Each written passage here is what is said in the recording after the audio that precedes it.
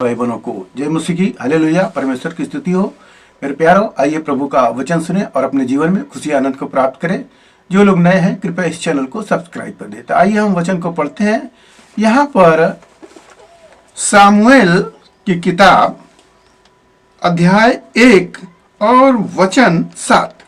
वह तो प्रतिवर्ष ऐसा ही करता था, और जब हन्ना यहोवा के भवन को जाती थी तब पनिन्ना उसको चिढ़ाती थी, इसलिए वह रोती और खाना न खाती थी। इसलिए उसके पति एल्काना ने उसे कहा, हे हन्ना, तू क्यों रोती है और खाना क्यों नहीं खाती, और तेरा मन क्यों उदास है? क्या तेरे लिए मैं 10 बेटों से भी अच्छा नहीं हूं? आमीन, हालेलुया। परमेश्वर की स्तुति हो। मेरे प्यारो, यहाँ पर एक औरत है जो रो रही है। क्यों रो रही है? क्योंकि उसके पास बच्चा नहीं है। और आदमी जब किसी के पास औरत के पास बच्चा, वो माँ नहीं बन पाती, तो उसको बहुत दुख होता है। वहाँ पर आप देखेंगे शुरुआत में, तो वहाँ पर एक व्यक्ति है जिसका नाम एल्काना है और उसकी पत्नी का नाम है हन्ना। वह उससे शादी करता है, बच्चा नहीं होता है। फिर वह दूसरा शादी करता है और उससे बच्चे होते हैं। तो वही औरत जिसका नाम पनिन्ना है, वह इसको चिढ़ा रही है कि देख, मेरे तो बच्चे हुए हैं, तेरे पास कुछ भी नहीं है, तू बाज है, तू ऐसे चिढ़ाती है। जैसे आज के समाज में कुछ लोग ऐसे हैं, चिढ़ाते हैं, दुख देते हैं। तो वह दुख से पीड़ित थी और यहाँ तक उसे दुख सता लिया कि उसने खाना पीना भी छोड़ दिया और दुख में वो डूबी जा रही है। मेरे प्यारो, ऐसा जीवन में परिस्थितियाँ आ जाती है। तो उसका पति कह रहा है कि क्या 10 बेटों से क्या मैं श्रेष्ठ नहीं हूँ जो पति हूँ तुम्हारा?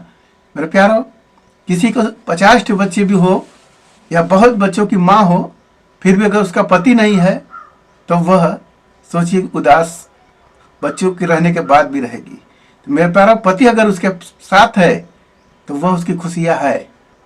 मेरे प्यारो, यहाँ पर हम इस वचन से सीखते हैं कि हमारे जीवन में दुख आता है, और दुख जब आता है तो हम उस दुख का सामना करने के बजाय निराशा, उदासी और खाना छोड़ देना और अपने शरीर को कष्ट देना, इस तरह का काम हम करने लगते हैं।